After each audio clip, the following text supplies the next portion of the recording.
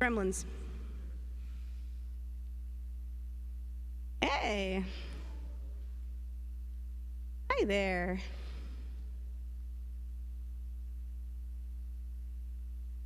Gmar Chatima Tova.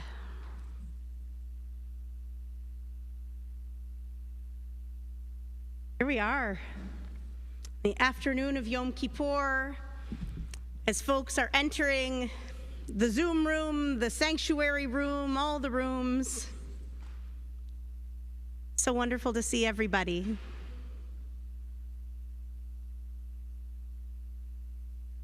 There we go.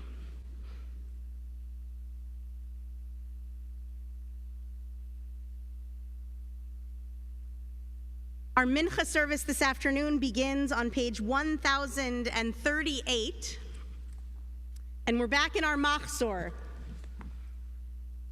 page 1038. And of course, the peculiarity of the Mincha service in general is that it has always seemed to me to be an inside-out service. Mincha, usually we have this nice little warm-up of, maybe some psalms, some reflections, the Baruch Hu, Shema, maybe an Amidah before we get to the Torah service. In the afternoon, I don't know, maybe Saadia Gaon thought, back as, the earliest versions of our Siddur were getting codified, that people didn't need a warm-up in the afternoon because it starts straight with the Torah service. And so that peculiarity of Mincha, especially for those who may not typically daven the Mincha service, right? We jump right in on festival and Torah reading days for Mincha, straight into the Torah service, beginning on page 1038.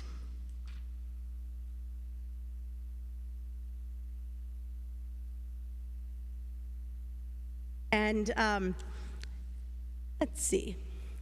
And I would like to invite the Zangwills to come up and open our ark for us.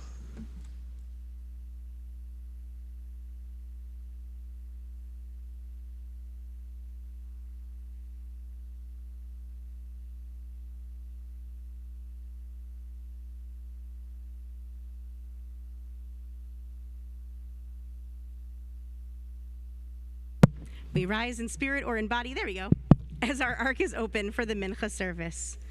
Vayehi bin Soaharon Vayomer Moshe Kum Adonai v'yafutzu oivecha v'yanusu misanecha mipanecha Ki mitzion tetzei Torah u'devar Adonai mirushalayim Baruch shnatan Torah le'amo Yisrael b'kedushato.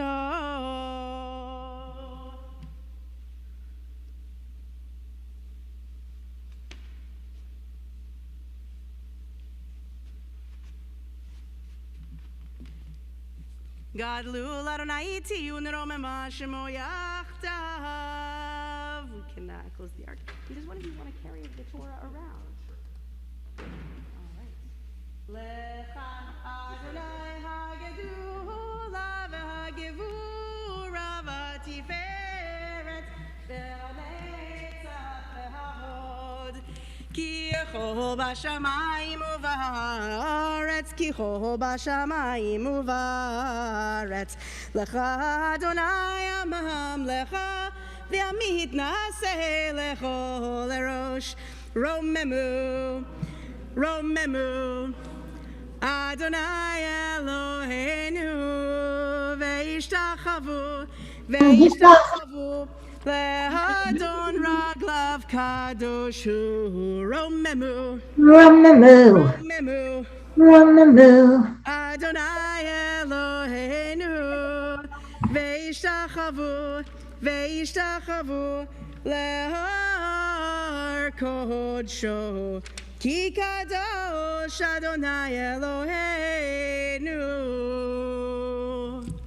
Now you walk at exactly the right speed. Len, you're our new Torah carrier. I can be scared. Wait, but I need your help for one more moment. Will you go to the other side of the table? Yep, yad and the cover. But you walk at just the right speed, sir. Thank you. Very nice. Yes, and the cover. Thank you. We can be seated.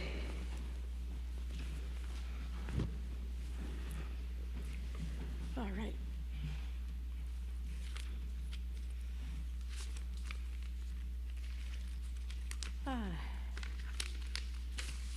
Our Torah reading for Yom Kippur afternoon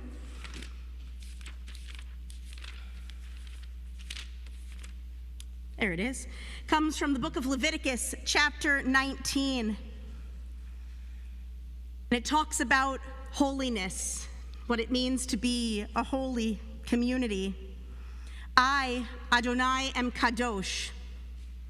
But it doesn't just say that God is holy, it says, Ata kadosh, ki ani Adonai kadosh, that you shall be holy, for I, Adonai, am holy. One of the many reasons that we wear white on Yom Kippur is because, well, at least as I explained to Bina this morning, during the course of the year, we get really schmutzy. Not just the kind of schmutz where we step in mud, but we do really schmutzy things. And over the course of this month of Elul, these 10 days of Tshuva, these 25 hours of Yom Kippur, we de-schmutz ourselves on the inside. And the pure white color that we wear on the outside helps remind us of the level of de-schmutzing that we're trying to do on the inside. But when we come to the afternoon of Yom Kippur and the shadows begin to lengthen, perhaps we get worried that we are not going to be able to match inside to out. And so our Torah reading comes to remind us, you shall be holy, for I, Adonai, am holy. We all have it in us to be holy beings because we are created B'Tselem Elohim, in the image of God.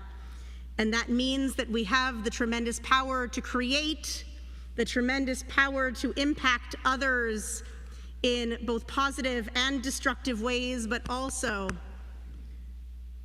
a great capacity for kedusha, for holiness, for bringing holiness into the world, setting apart moments with gratitude and for gratitude. Being Kodesh, setting ourselves apart when we need recharge and care, and setting ourselves apart, becoming Kodesh from ego when it is important to draw ourselves close to the needs of others. You shall be holy, for I, Adonai, your God, am holy. It's certainly what I need to hear this time of day on Yom Kippur. So our Torah reading for Yom Kippur afternoon begins on page 1044, Leviticus chapter 19, verse 1. And I want to call up our Torah reader, Hannah, who's not on Zoom. Hi. You're way more three-dimensional than I was told you would be like earlier this week. Hiya. And so for our first aliyah, though, I think that we have a two-dimensional and a three-dimensional. So we'll call up for our first aliyah. ותגלה ותיראה מלכותו עלינו בזמן קרוב, ויחון פליטתנו פליטת עמו בבית ישראל, לחיינו לחסד ולרחמים ולרצון, ונאמר אמן. הכל אב וגודל אלוהינו תנו כבוד לתורה, נא לעמוד. And we call, for the first aliyah, we call Rich Davis and Eileen Jaffe. Rich, who is here, and I believe Eileen, who is online, for their incredible work, both Rich's perseverance and work over many years, and Eileen's work and leadership in leading the 12-step Chavurah. L'aliyah harishona, and I don't have your Hebrew names. Reuven Beryl. Ben Naphtali.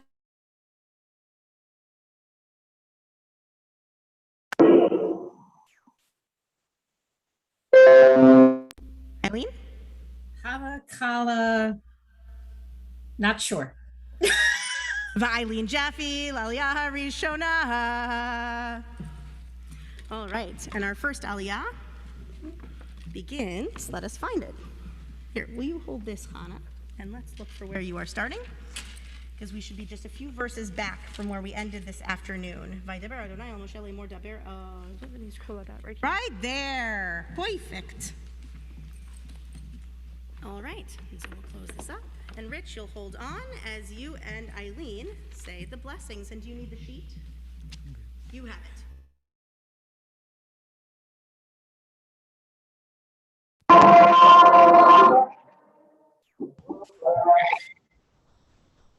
Baruch atah Adonai, Eloheinu Eloheinu melech melech haolam, haolam, asher kirvanu levadoto, v'natan lanu et torato.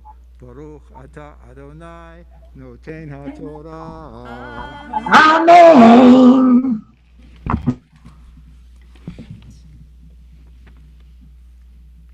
Amen. Vadaber Adonai al Moshe lemor, daber al kol adat bnei Israel, v'amata lahem kedoshim tiyu, ki kadosh ani Adonai lachem. Ishimo v'aviv tira'u, ve'et shabtotai tishmeru, ani Adonai lachem. Al tifnu al halalim velohei masecha lo tasu lachem ani Adonai lachem.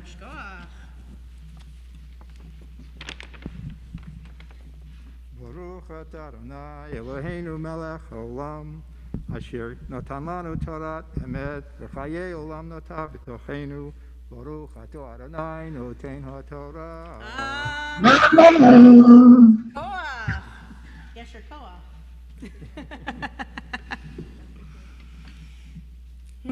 And for our second Aliyah, we call forward Na la'amod kol hamitnavdim b'yamim noraim la'aliyah hashniah.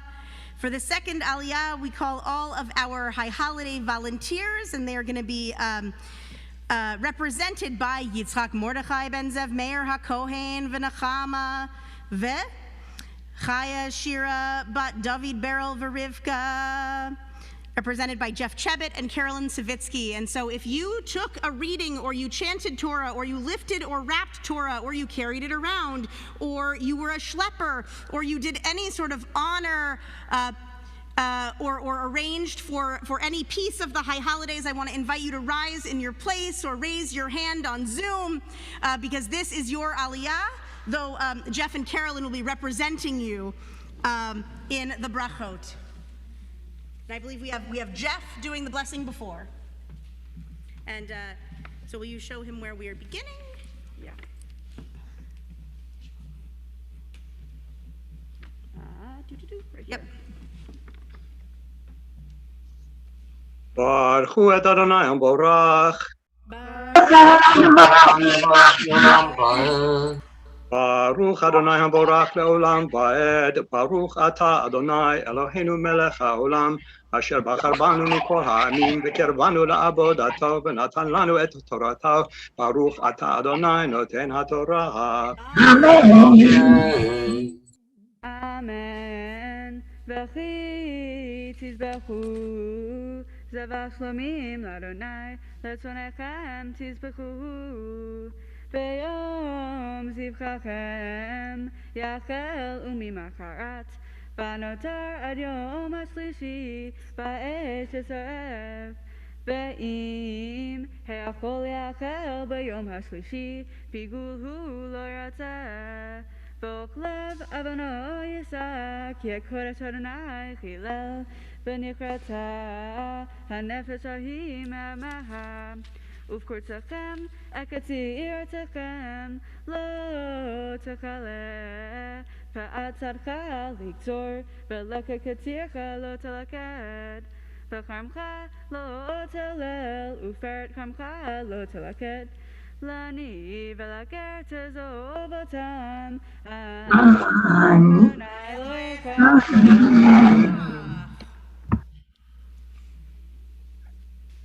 Baruch atah Adonai Eloheinu melech haolam asher natan lanu Torah emet v'chayei olam nata b'tochenu.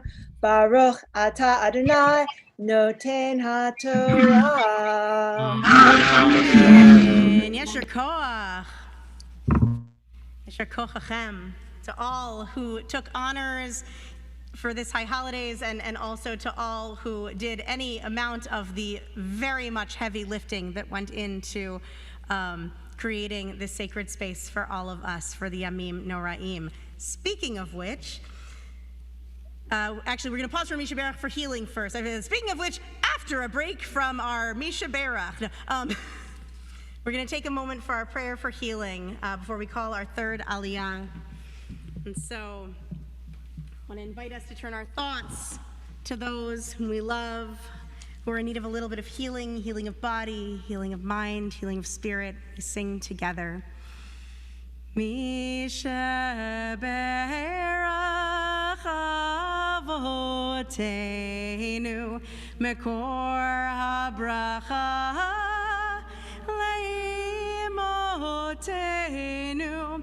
May the source of strength, who bless the ones before us, help us find the courage to make our lives a blessing, and let us say Amen. Misha Berach Imotenu Mekor HaBracha Leavotenu. Bless those in need of healing with refuah shlema, the renewal of body, the renewal of spirit, and let us Amen. And we're thinking of and sending our hopes and our energy for healing and wholeness to June Powell, Sue and Dennis Courtwright, Ann Lefko, Matt Alexander, Michael Feit, Laura Kay, Lee Steiger, Sue and Larry Abrams, and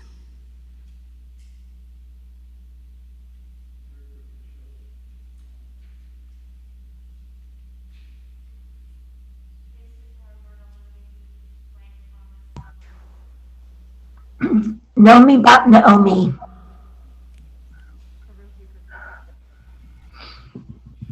Marissa Goldman, Fran Solomon, Damon Solomon, Mel Gottesfeld, Arlene Mendel, Howie Reamer, Nancy Hyman, Marty Applebaum, Doug Proudman, Rob Johnson, Mike and Carol Kukolowski,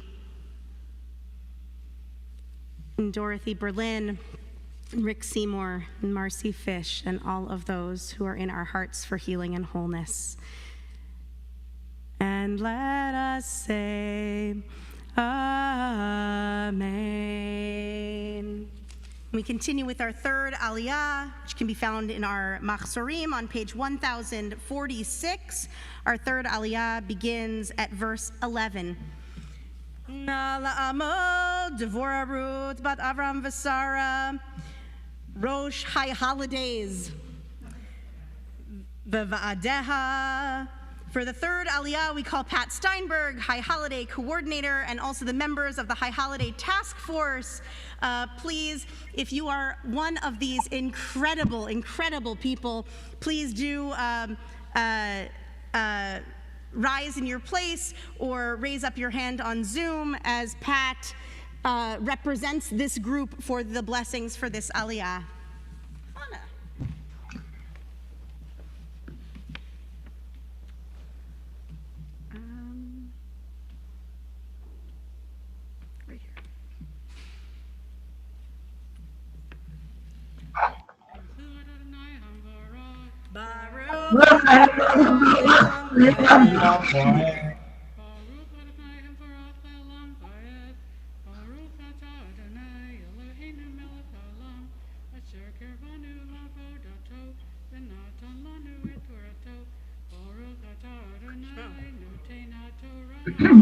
Right here.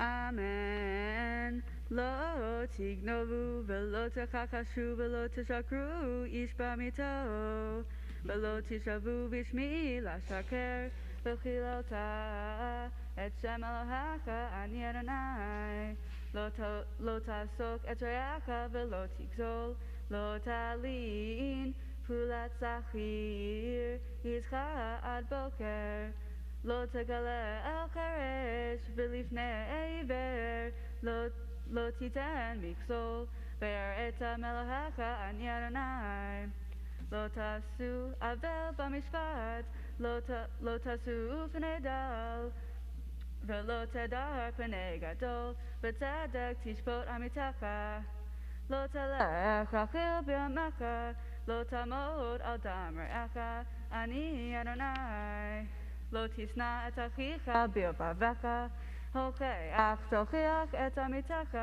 ולא תישא עליו חטא לא תקום ולא תיטור את בני עמך ואהבת לרעך כמוך אני אדוני. Like the best aliyot in all of our Torah. Shukach.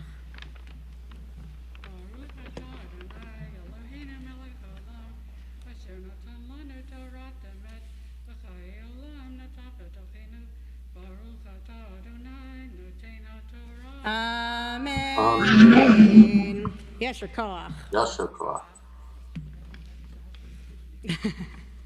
Shekoach. And we call forward to lift up these words of Torah. I don't see them in the room. Oh, wait, maybe I do. Wait, is it you guys? Oh, for some reason I thought there was Dan and Barbara for the afternoon. Oh, it's not Dan and Barbara. Okay, fair. There's been a seed change that I don't even know about. This is anarchy, everyone. Nala Amod, Hamagbia, Vigolelet. We rise in spirit or in body as someone lifts up these words of Torah. Vezot HaTorah asher sam Moshe lifnei bnei Yisrael al pi Adonai ve'ad Moshe.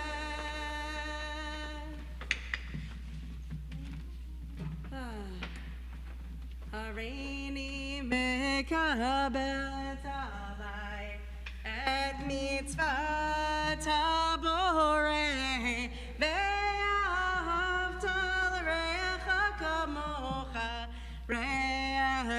kamocha hareini mekabelet alai et mitzvat haborei ve'ahavta l'reacha kamocha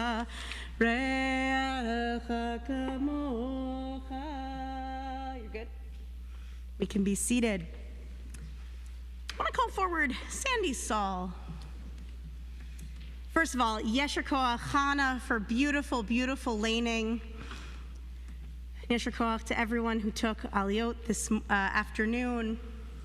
I want to call up Sandy Saul, partner in crime for our Haftorah for Yom Kippur afternoon from the book of Jonah. Baruch atah Adonai Eloheinu melech haolam asher bachar b'neviim tovim v'ratza v'divreihem hana'emarim be'emet Baruch atah Adonai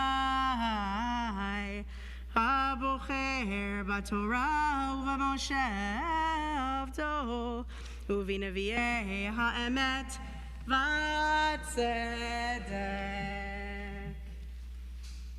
And the text, the full text of the book of Jonah can be found in our Machzor, but I'm going to go ahead and screen share the pieces that we're reading today. The word of Adonai came to Jonah, son of Amittai. Go at once to Nineveh, that great city, and proclaim judgment upon it, for their wickedness has come before me. Jonah, however, started out to flee to Tarshish from the service of Adonai. He went down to Jaffe and found a ship going to Tarshish. He paid the fare and went aboard to sail with the others to Tarshish, away from the service of Adonai. But Adonai cast a mighty wind upon the sea, and such a great tempest came upon the sea that the ship was in danger of breaking up. In their fright, the sailors called out each to his own god, and they flung the ship's cargo overboard to make it lighter for them. Jonah, meanwhile, had gone down into the hold of the vessel, where he lay down and fell asleep. The captain went over to him and cried out, "How can you be sleeping so soundly? Up, call upon your God. Perhaps the God will be kind to us, and we will not perish." "I am a Hebrew," he replied. "I worship Adonai, the God of heaven, who made both sea and land." The men were greatly terrified, and they asked him, "What have you done?" And when Jonah told the sailors that he was fleeing Adonai's service, they said to him, "What must we do to you to make the sea calm around us?" For the sea was growing more and more stormy. Jonah answered, "Heave me overboard, and the sea will come down for you. For I know that this terrible storm came upon you on my account." Nevertheless, the men rowed hard to regain the shore, but they could not, for the sea was growing more and more stormy about them. Then they cried out to Adonai, "Oh, please, Adonai, do not let us perish on account of this man's life. Do not hold us guilty of killing an innocent person." Okay, Sandy, I know that I told you I wasn't going to interrupt you. I did. You did. I did, and I wanted to interrupt you because the verse that we just read, it was one of the ones I actually put back into our excerpts for this year. I had excerpted it out last year because the sailors say something really interesting. They pray to Adonai, "Please, Adonai, do not let us perish on account of this man's life. Do not hold us guilty of killing an innocent person." Wait, Jonah goes down into the hold of he goes down to his cabin and takes a nap. And it's only when it's clear that Jonah is the reason for all of this that Jonah comes out as "Yeah, I'm the prophet who was fleeing." But then the sailors, they have more heart than I would imagine them to have. What's going on with this moment? Well, you would think that they would just say, "Okay, this is what we need to do. We're shoving you over." Right. They stop. Right, Jonah's happy to do it. But so wait, the sailors don't want to throw him over. There's some love here in this book that I'm noticing. Unexpectedly. Yeah. All right, keep going. I'm sorry. I didn't mean to interrupt you. I didn't mean to. I'm sorry. Well, Adonai appointed a huge fish to swallow Jonah, and he was inside the belly of the fish for 3 days and 3 nights. Jonah prayed to Adonai, his God, inside the belly of the fish. He said, "In my trouble, I called to the Adonai, and God answered me. From the belly of Sheol I cried out, and you heard my voice." You don't want to interrupt yet? No. Okay.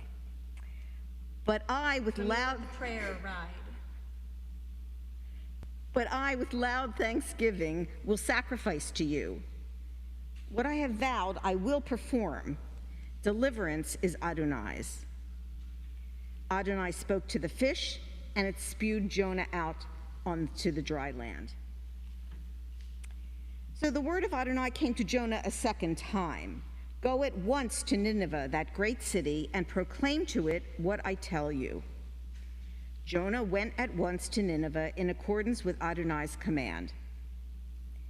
Now Nineveh was an enormously large city, a 3 days' walk across.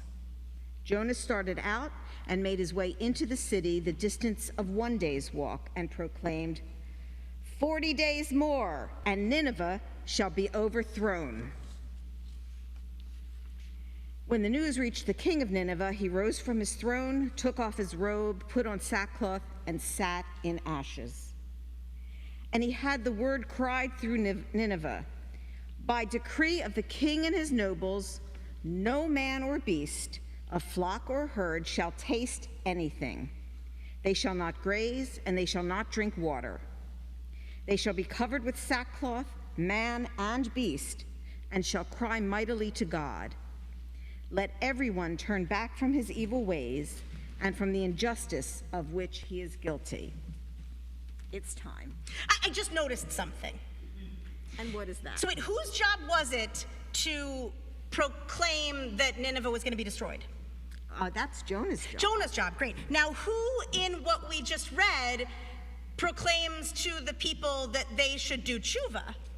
The king. The king.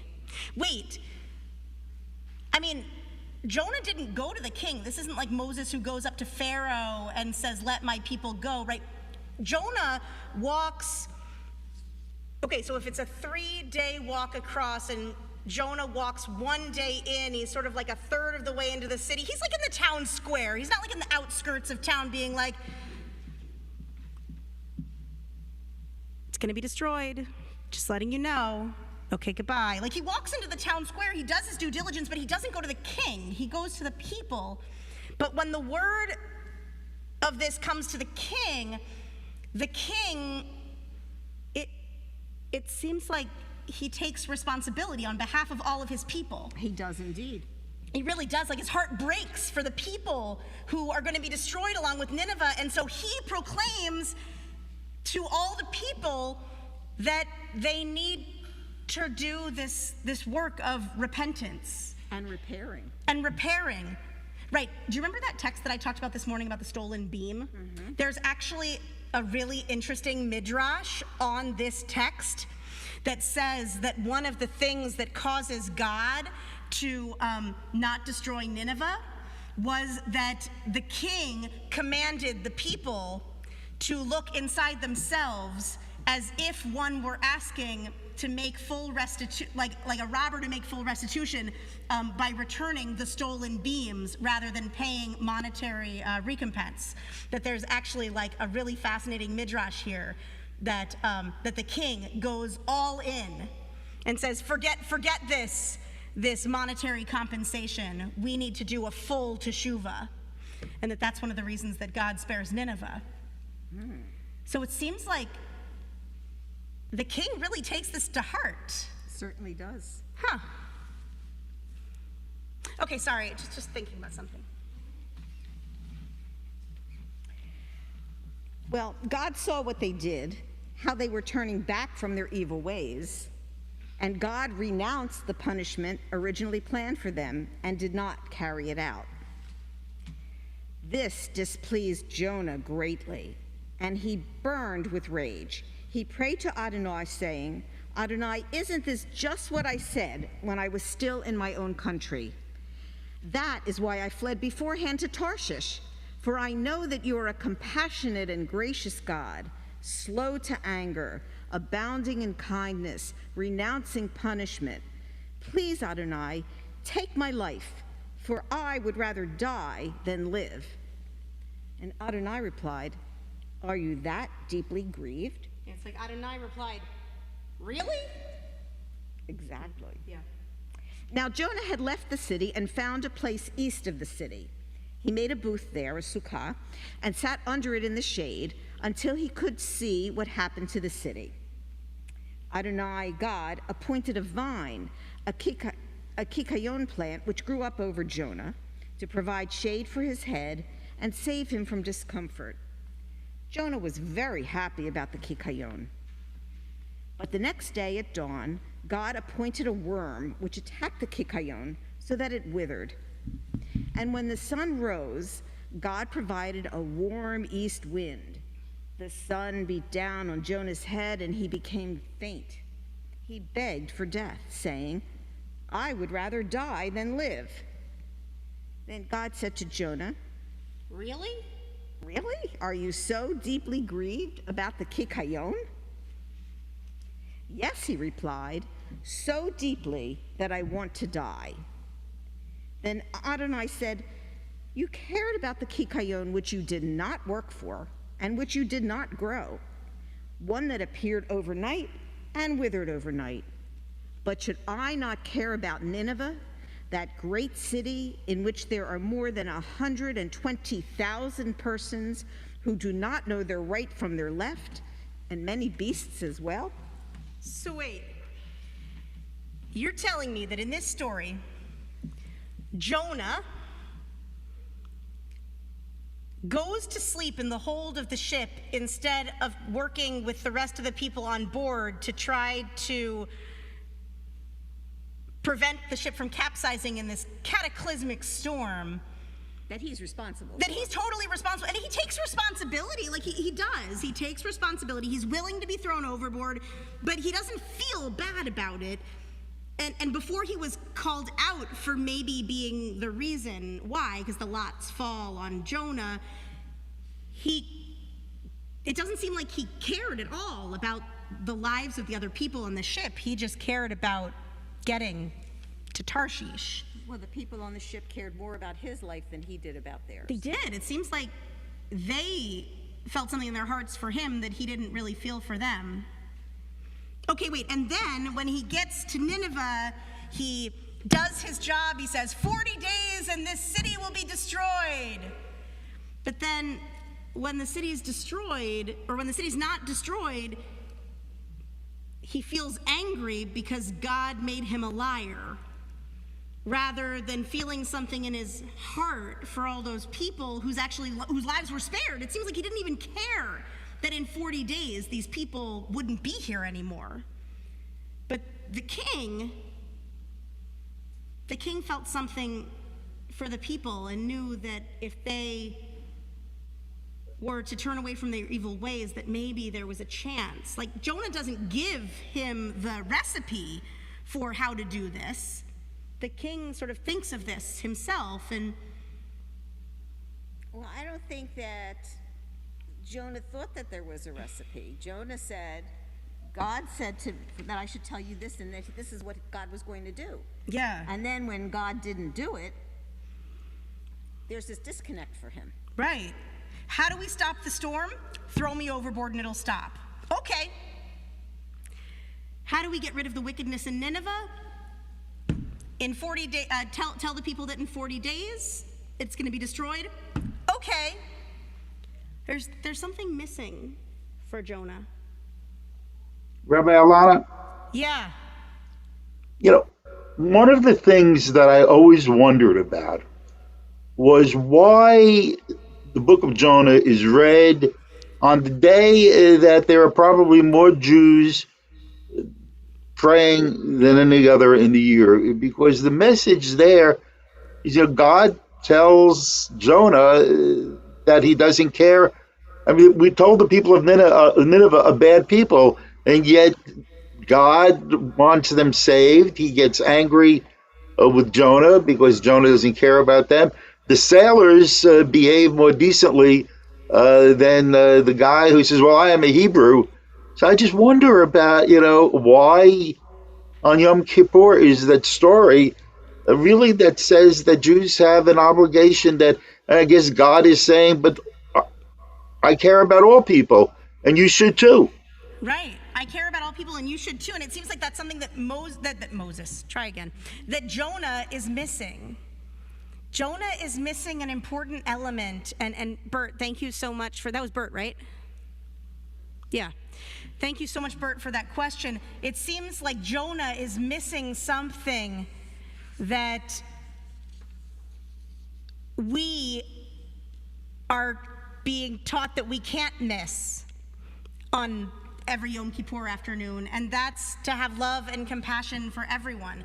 So in case you hadn't been able to tell, our theme this year that Sandy and I came up with was the question of Jonah and love.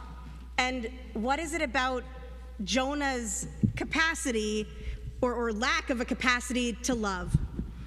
And so I want to share this reading from Rabbi Yedida Sinclair, and then invite us into a little exercise about how maybe Jonah learns a little something at the end through the one place where love does seem to shine through in this book, and that's in this bizarre love that he has for this kikayon, this plant, for this lovely little simple pleasure in life, the shade of this viney, gourd plant thing, maybe also in some ways carrying us over to the holiday of Sukkot coming at the end of, at the beginning of next week.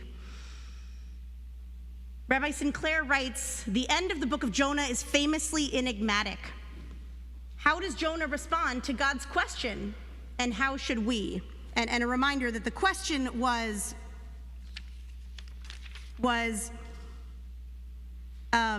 you cared about the kikayon, which you did not work for and which you did not grow, that appeared overnight and withered overnight, but I should not care about Nineveh, that great city with 120,000 persons who don't know their right from their left, and many beasts as well. One of the deepest recent readings of Jonah appears in The Art of Loving by Erich Fromm. For Fromm, to love is to give what is most precious and alive in oneself to another. All love, according to Fromm, entails care, responsibility, respect, and knowledge. Jonah's tragedy is that he cannot love. Jonah flees from God when called on to give his redemptive message to the people of Nineveh. The belly of the whale symbolizes the state of isolation and imprisonment that his lack of love and solidarity has brought him. It is God's boundless love that most chagrins Jonah. He runs from his mission because he's afraid that Nineveh will repent and God will forgive them. And when Jonah's worst fear comes true, he complains to God. He gives some of God's divine qualities, which we've chanted so many times during this holiday. And it's these divine qualities that are just what Jonah can't bear, because they reproach Jonah's own inability to give himself love. On Fromm's reading, God's concluding words are a primer on how to love. Invoking this plant, which you did not work for and which you did not grow, God teaches Jonah that the essence of love is to labor for something and to make something grow. That love and labor are inseparable. One loves that for which one labors, and one labors for that which one loves. And of course, one of my favorite lines from Les Mis. And so, at the end of this kikayon chapter, it seems like we're left with an empty page in front of us. When Sandy and I were talking, we realized that we really want there to be a Jonah chapter 5. We want to know what Jonah might say in response, or might do in response, or might do next time Jonah is called, maybe like a third time, after he gets this kind of love wake-up call, after he realizes that something that he actually has found the capacity to care for, even though he didn't work for it, is gone. Will Jonah work for something next time in order to build and cultivate that kind of love? Will Jonah fall into the same trap again? The story is unfinished, or at least open-ended.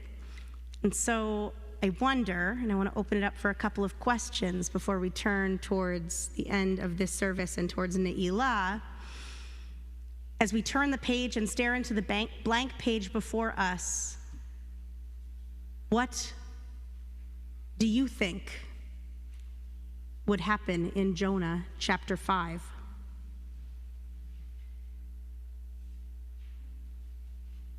What happens next in this story for him? This thought experiment.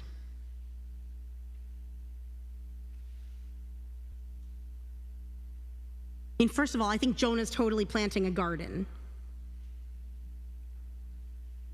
I wonder whether there's a path that Jonah learns through caring for small things that cannot disappoint him through their choices, that teaches him how to love people who can. What do you think? It's a real question. Jonah chapter 5.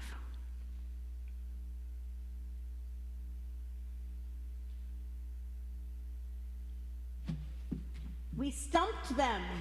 Come on. We stumped them. Oh, Suzanne. Oh, wait, no one online is going to be able to hear you. Okay, come here. I just realized we don't have the unmuting ourselves. Oh, no, we do have the unmuting ourselves, Mike. There you go. Yay. You can unmute yourself. I am unmuted. There you go.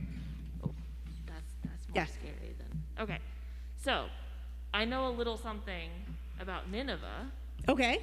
That they weren't exactly friends with. No. With ancient Israel. No. Like not friendly. Not friends.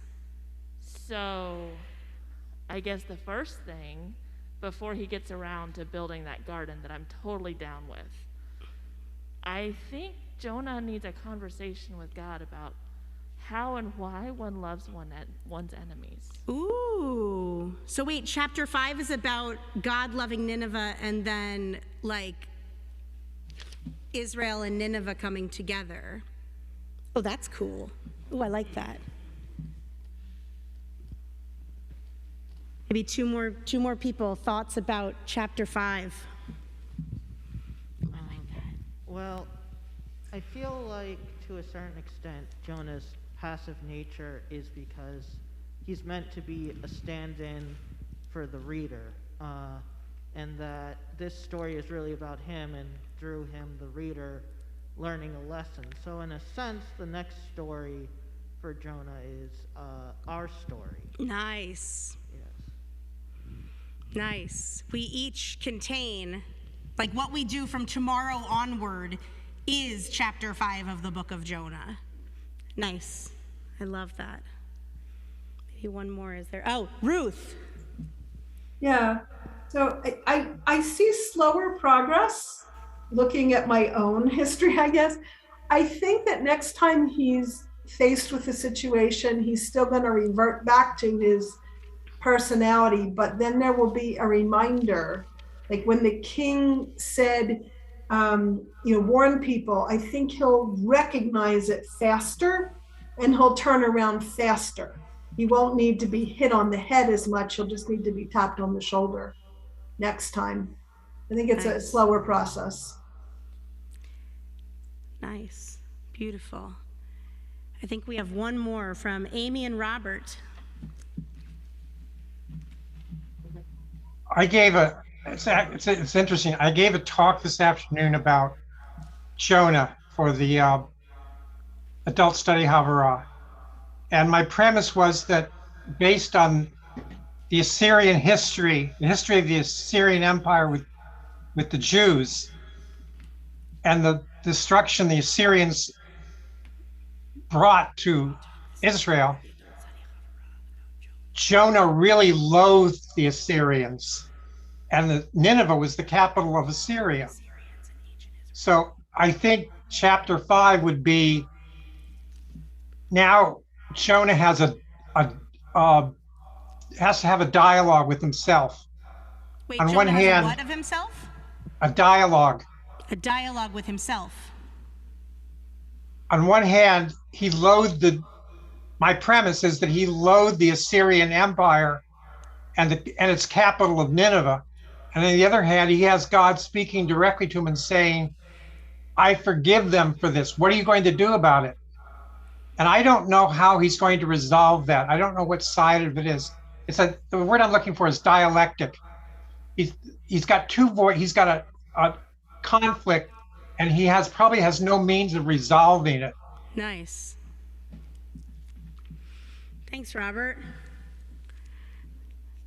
Chapter 5 is a dialogue between Jonah and himself. I like that. I feel like that's a perfect place to end this conversation. And we didn't stump them as much as we thought. That's good. It just took them a little time to think it through. Yeah. Well, we did ask them to come up with a creative next chapter of Jonah after they've been fasting all day. So that was kind of mean. It was a little mean. It takes a little time. But I think that idea of having a conversation with ourselves is a beautiful place to end as we prepare to put our Torah away and take a step into Ne'ilah, our service for closing this day of Yom Kippur. Because in so many ways, that's what Ne'ilah is. It's our final conversation with God, our final vidui, final confession, but also our final opportunity to check in with ourselves. What are those conflicts that we have with the parts of ourselves that we haven't wanted to address during this time of Yom Kippur? How do we get into those corners, into those closets that we just keep the door closed on, but that we know as soon as we open the door, everything will fall out of? Think of that middle school locker or that one closet in our house that just is the one part that's allowed to just get as crazy as it needs to. That's Ne'ilah. And that's that inner struggle. And that's that moment to sweep out those final crumbs, blow those final bubbles, let them waft away on the wind. And so we turn to page 1066 as we put our Torah away and prepare to turn to Ne'ilah.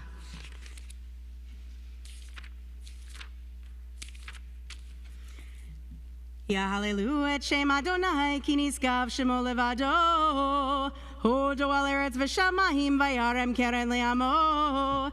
Tila lechol chasidav livnei Yisrael am krovo. Hallelujah. And we rise as our ark is opened.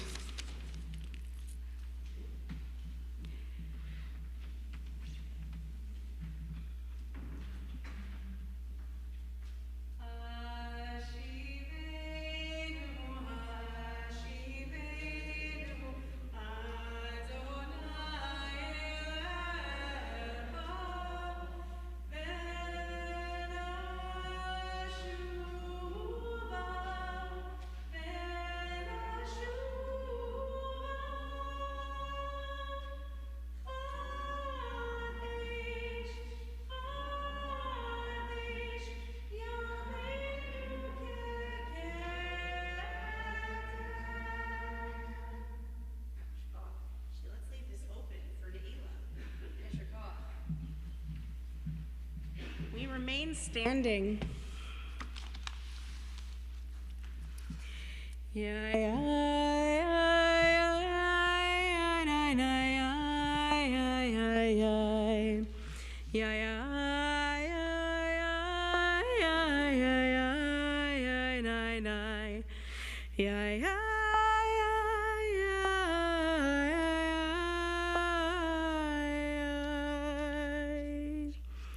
Page 1043, we read together below the line. As we move, I'll let you all turn the page, there we go. As we move toward the end of Yom Kippur, we alter in our mood and our liturgical imagery. On Rosh Hashanah, we prayed that we would be written in the book of life. At Ne'ilah, we pray that our fate be sealed there. On Yom Kippur, we envision the gates to the divine as standing open. At the hour of Ne'ilah, we see them gradually swinging shut. All through Yom Kippur, we recited the Al-Chet, the lengthy confessional prayer along with the Vidui. At Ne'ilah, the detailed confessing is behind us, and yet the gates are still not shut.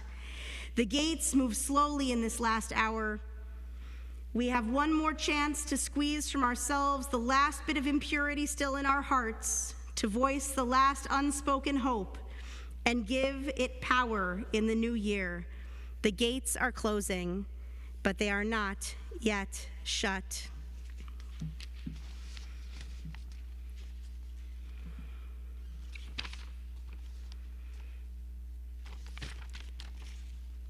As we prepare for the Ne'ilah, the closing service of Yom Kippur, we close our eyes, or we imagine our mind's eye and look at, see, acknowledge both the doors that have closed to you this year and also those that remain or have become newly opened. The doors of truth, the doors of beauty, doors of goodness, doors of new opportunities. Seeing and naming these doors is an important first step, but is not the only one. It takes an immense amount of courage to walk through a new door. Kol ha'olam kulo gesher tsar me'od. The whole world is a very narrow bridge. V'ha'ikar lo lefached klal. But the most important thing, the essence of it all, is not to be afraid.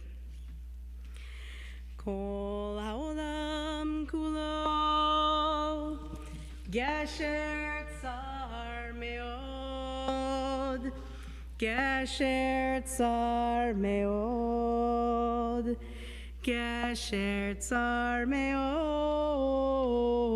kol ha'olam kulo, gesher tsar me'od, gesher tsar me'od, ve'ha'ikar, ve'ha'ikar, lo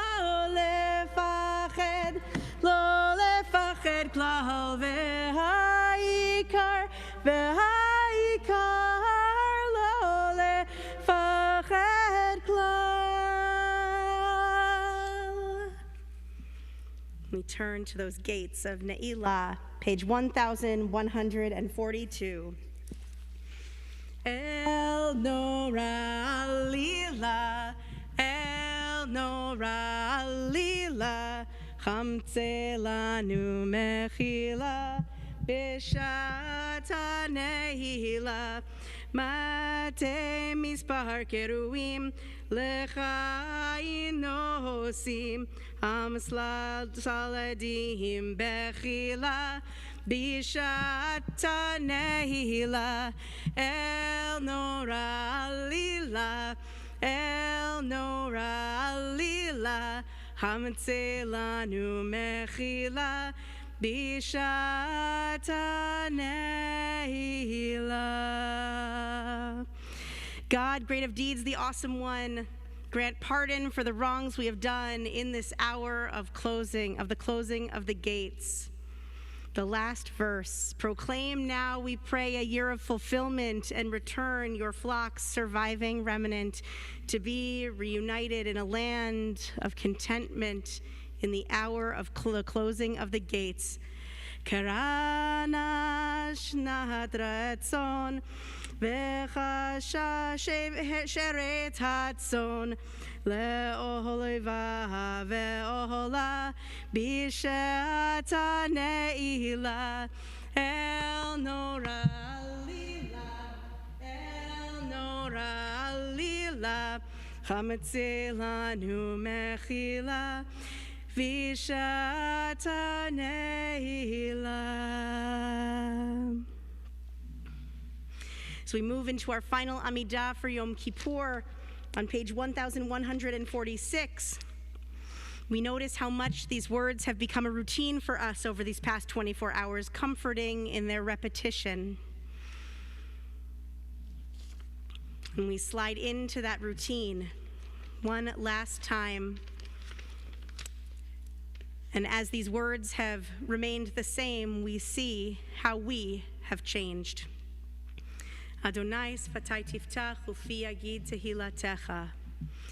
Baruch atah Adonai Eloheinu ve'Eloheinu Avotenu ve'imotenu Elohei Avraham Elohei Yitzchak Elohei Yaakov Elohei Sarah, Elohei Rivka, Elohei Rachel, Elohei Leah, Ha'el HaGadol, HaGibor v'Hanora, El Elyon, גומל חסדים טובים, וקונה הכל, וזוכר חסדי אבות ואימות, ומביא גאולה לבני בניהם, למען שמו באהבה. מסוד החכמים ונבונים ומלמד דעת מבינים, הבטח אפי בתפילה ובתחנונים, לכלות ולחנן פני מלך מלאי רחמים, מוחל וסולח לעוונים. זוכרנו לחיים, מלך חפץ בחיים, וחותמנו על בספר החיים, למענך אלוהים החיים.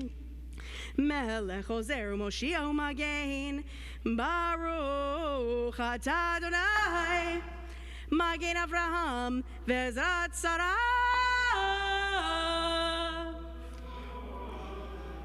אתה גיבור לעולם אדוני, רב להושיע, מוריד הטל, מכלכל לחיים בחסד, מחיי כל חי ברחמים רבים, סומך נופלים ורופא חולים, ומתיר אסורים, ומקיים אמונתו לשני עפר. מי כמוך בעל גבורות ומידו מלך, מלך ממית ומחיה ומצמיח ישועה. מי כמוך ברחמים,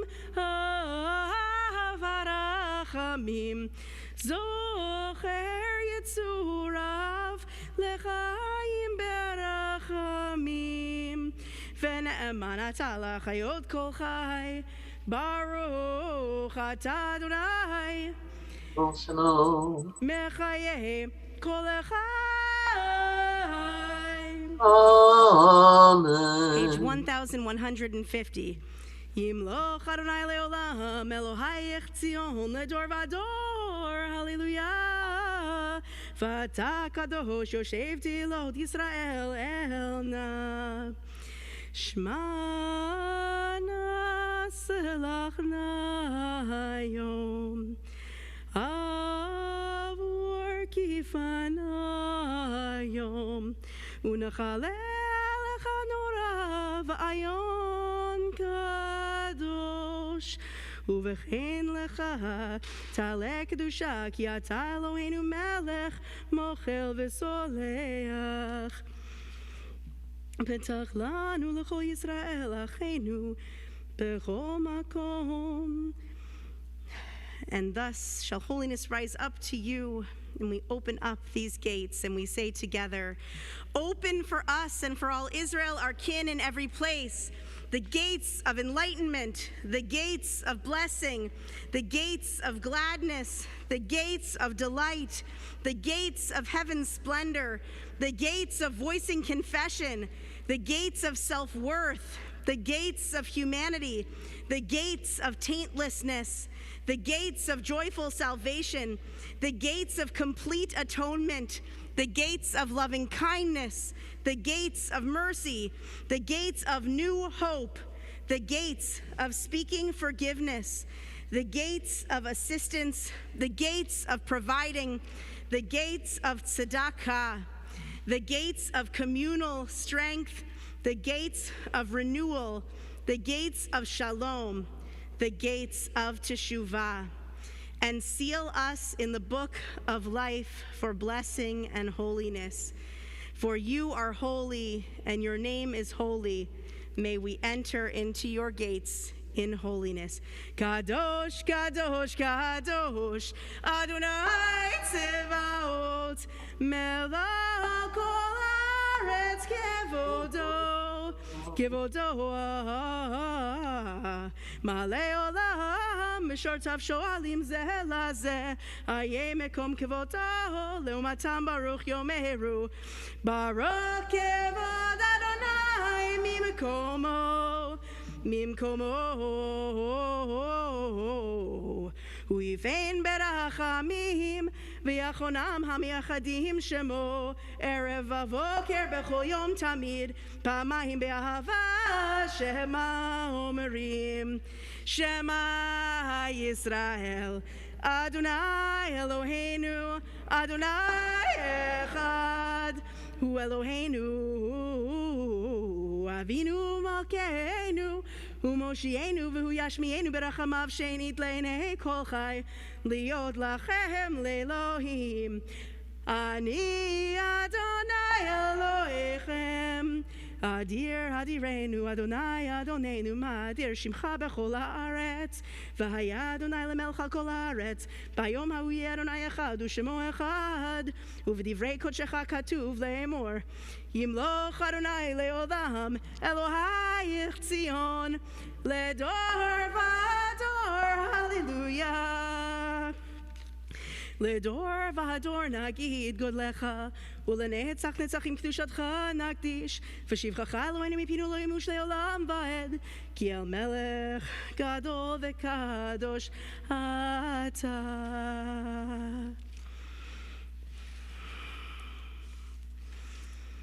Page 1160. We continue together. פתח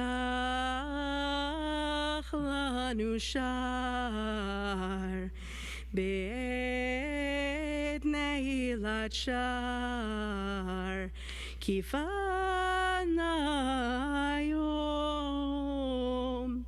היום יפנה השמש יבוא ויפנה נבוא שעריך אנא אל נא שא סלח נא מחל נא חמל נא רחם נא כפר נא כבוש חטא ועיון. And as we turn the page, to the middle of the page, find again our 13 divine attributes, which we've been chanting throughout this day, which we heard Jonah allude to. And we ask in our hearts how, as we encounter them, do we encounter them with confusion like Jonah, with radical awe and acceptance, or somewhere in between? Adonai, Adonai, El Rachum V'Chanun, Erech Apayim, V'Rav Chesed V'Emet, Notzer Chesed La'alachim, Noseh Avon V'Fesha V'Chata V'Nakeh, Adonai, Adonai, El Rachum V'Chanun, Erech Apayim, V'Rav Chesed V'Emet, Notzer Chesed La'alafim, Noseh Avon V'Fesha V'Chata V'Nakeh, Adonai, Adonai, El Rachum V'Chanun, Erech Apayim, V'Rav Chesed V'Emet, Notzer Chesed La'alafim, Noseh Avon V'Fesha V'Chata V'Nakeh, V'Salachta L'Avonenu L'Chatatenu U'Nachalatanu. Slach lanu avinu ki chatanu, mechalanu malkeinu ki fashanu, ki ata Adonai. Tov v'salach, tov v'salach, tov v'salach, v'rav chesed lecho korecha, v'rav chesed lecho korecha. Page 1166. Eloheinu v'Elokei avotenu v'imotenu, slach lanu, nechal lanu, kaper lanu, ki anu Amecha ve'ata Eloheinu, anu vanecha ve'ata Avinu, anu avadecha ve'ata Adonenu, anu kalecha ve'ata chelkeinu, anu nachaltecha ve'ata goraleinu, anu tzonnecha ve'ata roheinu, anu karmecha ve'ata notreinu, anu fe'ulatecha ve'ata yotreinu, anu rayatecha ve'ata dodenu, anu segulatecha ve'ata keroveinu, anu amecha ve'ata malkeinu, anu ma'amirecha ve'ata me'amireinu.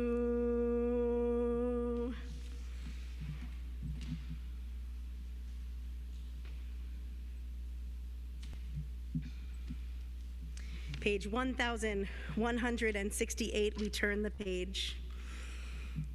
Our God and our ancients' God, may our prayer come before you. Hide not from our supplication, for we are not so insolent and stubborn as to say here in your presence, Holy One God of our ancestors, we are righteous and we have not sinned, for indeed we have sinned.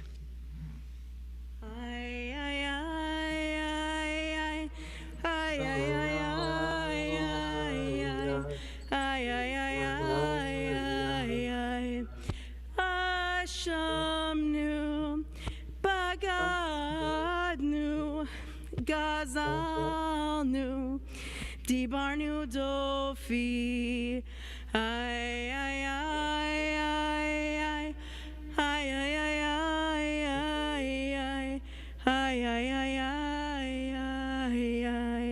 He'evinu ve'irshanu, zadnu, chamasnu, tapalnu shaker,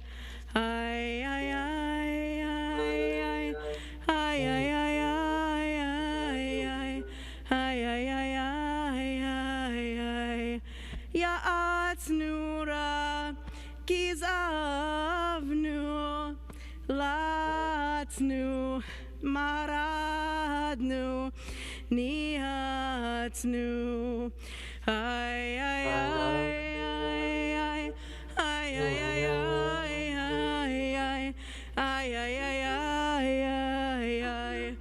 sararnu, avinu, pashanu, tsararnu, kishinu oref.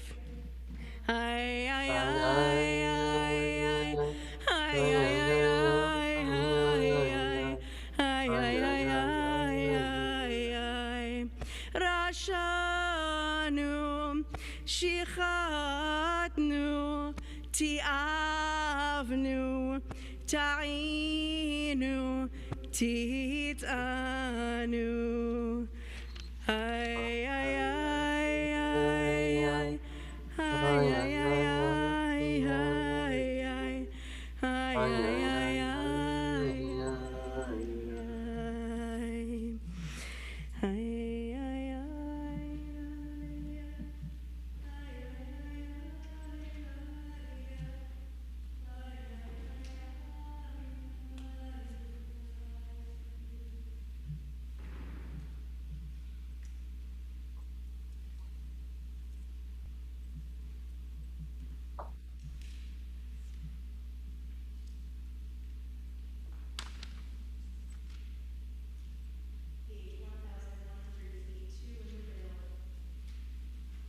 Not hearing you. This needs to come with me. There we go. Well, isn't that just a Ne'ilah thing? Besefer Chaim, Beracha v'Shalom, Beracha v'Shalom, Ufarnasa Tova. Nizacher v'nichatem lefanecha, Anachnu v'chol amcha Beit Yisrael, L'chaim tovim u'leshalom. Baruch atah Adonai, oseh shalom. We remain standing as our ark is open one final time. I want to invite Joe and Marianne to join me with their machzorim. Because everyone, I've noticed, I'm going to make sure we send this note out with everyone for an honor next year. When you come up for a Bima honor, bring your machzor. Because everyone's gotten stranded up here with me chanting the prayer and them saying, oh no, I don't have my book. So we bring our machzorim as we turn together to page 1184 and open our ark one final time for Avinu Malkeinu. Hey guys.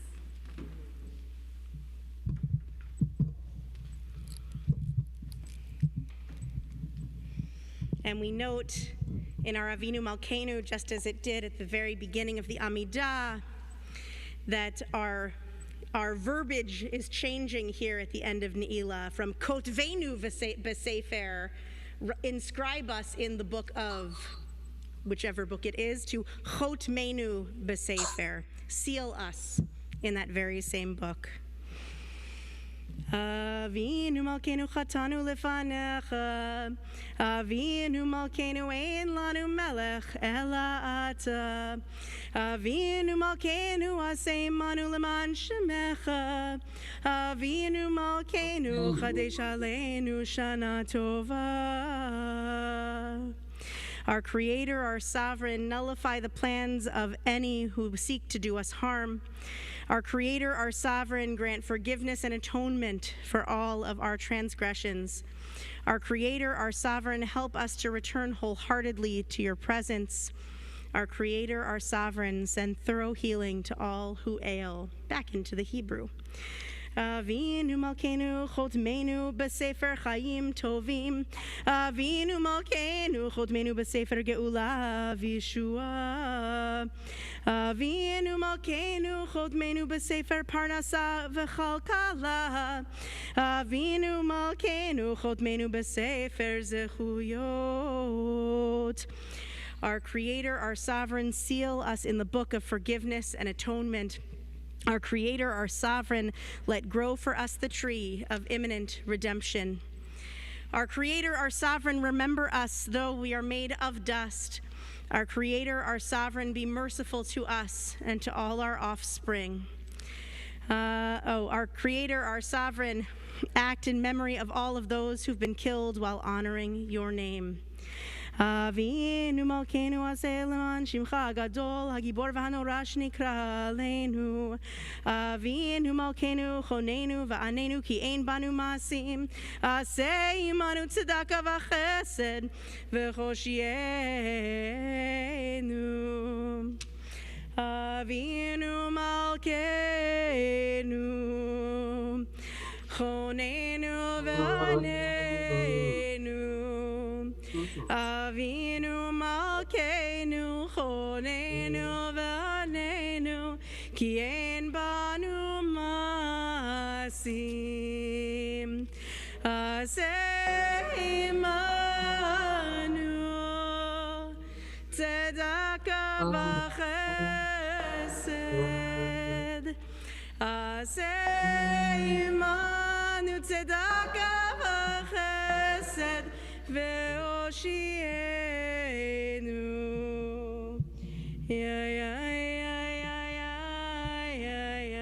Yasher koach.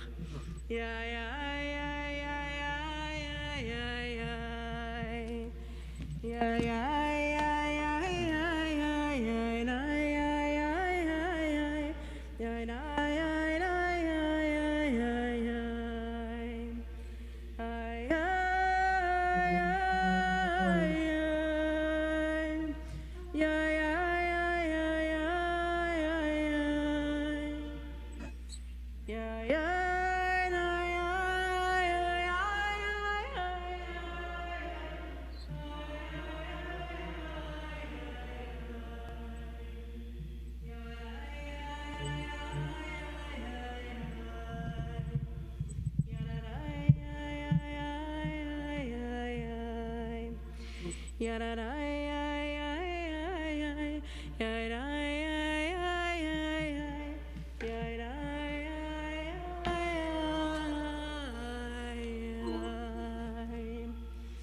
we continue to sing this nigun, continue out to our patio for Havdalah and our final shofar blasts. We're going to be on page 1190 for our ending of Yom Kippur together.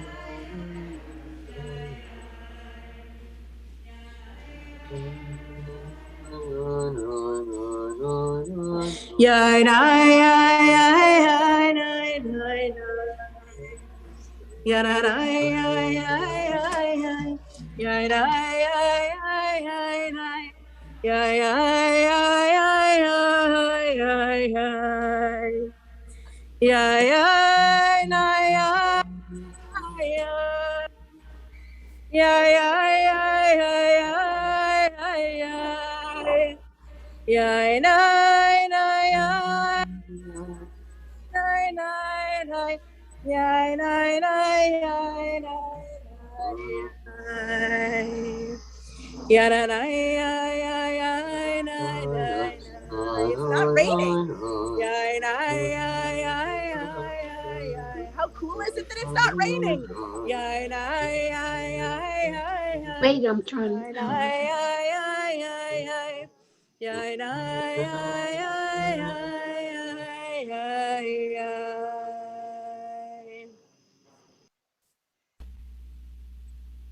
Erev Tov, everybody. How did I lose my video? There I am. Can everybody hear me? Yes. Okay. Yes. Can everybody see me? Yes. No. Okay. Can everybody see that I'm not alone and there are people here? No. Hey, people. No. All right. You have to go to gallery view. What? You have to go to gallery view to be able to see the Did you say that it's a little dark? Now we see you, Rabbi. Now we see it. Yeah, it is a little dark. Rabbi, did you Outdoor lighting leaves a little something to be desired. Wait, Rabbi, did you count 3 stars though? When I was a kid, we had to count 3 stars. You know, here's the thing, Bert. There's some clouds. It's a very, very cloudy night. Okay. But if in Jenkintown, No, we have them here. fewer clouds, and you want to call the grandkids out to be the Star Patrol, I think this would be a great job for the granddaughters. Actually, there was one year when I was a student rabbi. It was one of my first years of rabbinical school up in Massachusetts. And for some reason, maybe it was my first year leading high holidays, and not having someone hand me the schedule. They really trusted the high holiday rabbi to be able to, figure all this out and have the time management. And we ended about 45 minutes early. And so we were sitting there saying, we can't actually blow the shofar and make Havdalah yet. And so we had sort of a story slam, and people sort of told Jewish folk tales. One about the child who blew the flute, and it was the sweetest prayer of all, right? And meanwhile, we had all the children who were there looking outside, and we called them going on Star Patrol. And as soon as they saw that third star, whether it was an airplane, that's a very important job. we weren't picky. But Speaking about children, I don't know if Rebecca told you, but I offered, but she said you guys don't need any goats. I said I heard there's a good shidduch on the table for is it for Bina or for Eitan? Eitan. It's for, I only have granddaughters. Right. This is from Eitan. Well, because Bela is 6 months old. Right. So, and I said I always wanted one of my children to marry into a rabbinic family. Well, boy, oh boy. Well, there we go, Bert. We'll have to set that up. And I think that I'm going to give them their own choice. But I have it on good authority from myzmanim.com, which actually exists, that the fast for Yom Kippur ends at 7:48. And as it is 7:43, I have faith that there are stars behind those clouds. There's no question about it. And you know what? Someplace in Europe, they've recited Neela, they went home. So In Israel, they sure in did. Israel, so if it's good enough in Israel, it should be good enough for us. So as they say, it's 7:48 somewhere. Right. But it is actually about 7:48 here. So let's do this thing. Page 1190. Remember, it's the 1 time, the 3 times, the 7 times. But I run out of fingers before 7 because I have to hold the machzor. So we'll have to there you go. Shema Yisrael Adonai Eloheinu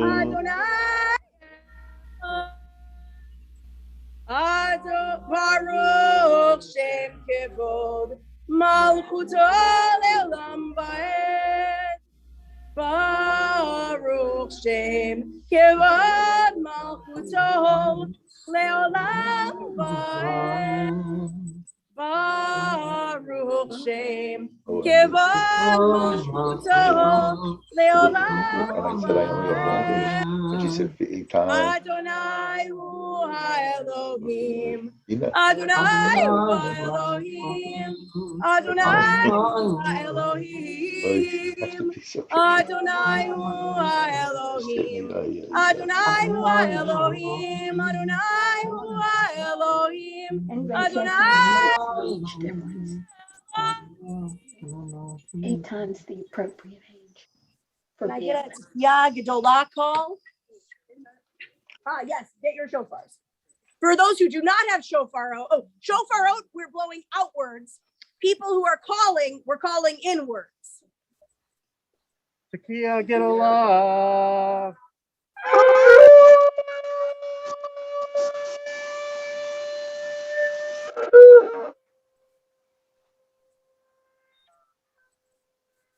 Can't hear her. She's still blowing. Ruth ended.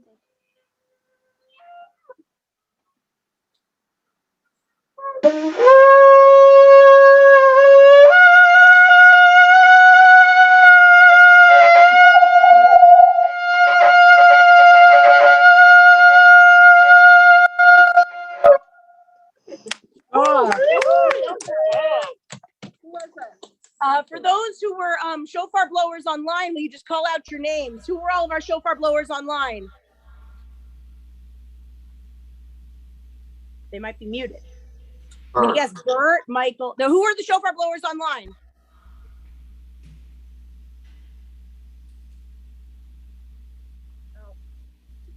That'll let us know in the chat. Do we have our glow sticks and our Havdalah set? Where's the glow stick basket? Aha! Let us pass out the glow sticks as we sing. Page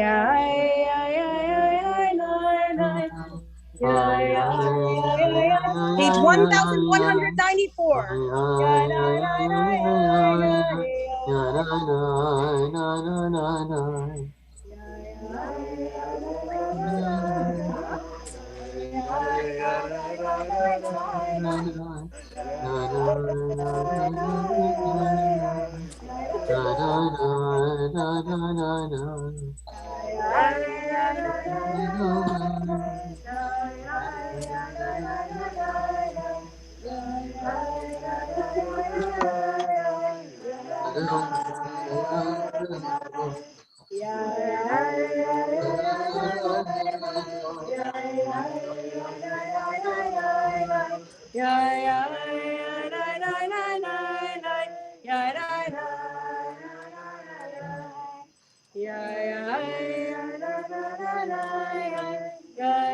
Oh, crack those glow sticks. Let's light it up.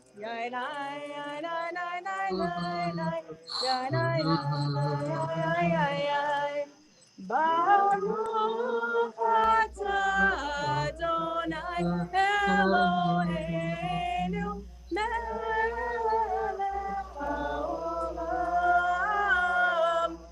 borei peri hagafen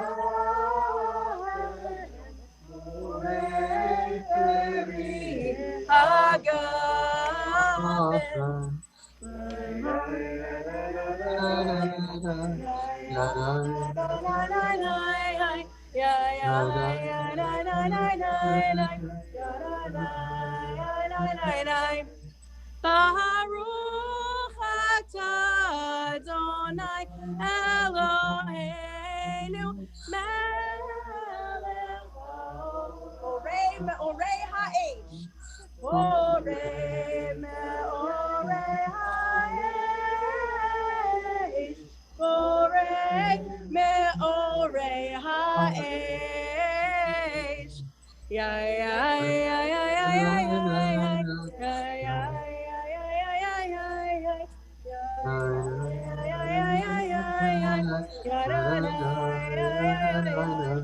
Baruch atah Adonai Eloheinu melech haolam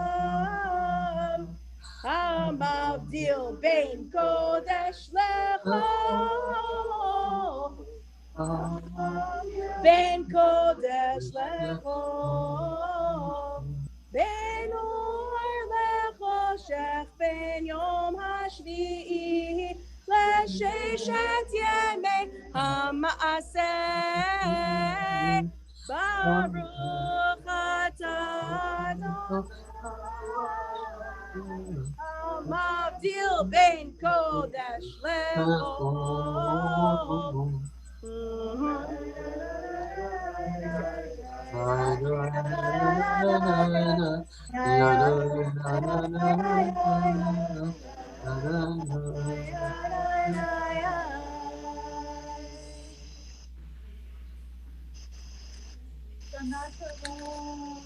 Shana Tova, Shana Tova, Shana Tova, Shana Tova, Shana Tova, Shana Tova, Shana Tova, Shana Tova, Shana Tova. A good year, a year of peace. May gladness reign and joy increase. A good year, a year of peace. May gladness reign and joy increase. Shana Tova, Gemar Chatzima Tova. I have it on the authority. Woohoo! That there is food for break the fast in all of these homes, wherever you have been putting it, and also on a table that I think is about to get carried out right now to the outside. Let's carry that table on out for a little bit of a grab and schmooze outdoor, what's that word called? Break the fast. Shana Everyone Tova. happy and healthy New Year. Thank you, Rabbi Alanna. Thank you, Rabbi Vivian. Shana Tova. Shana Shana Tova. Tova. Tova. Everyone who's outside, Shana should everyone Tova. who's inside and wish everyone who's inside a Shana Tova. They're all here on the camera. Shana Tova. Shana Tova, Josh. Shana Tova.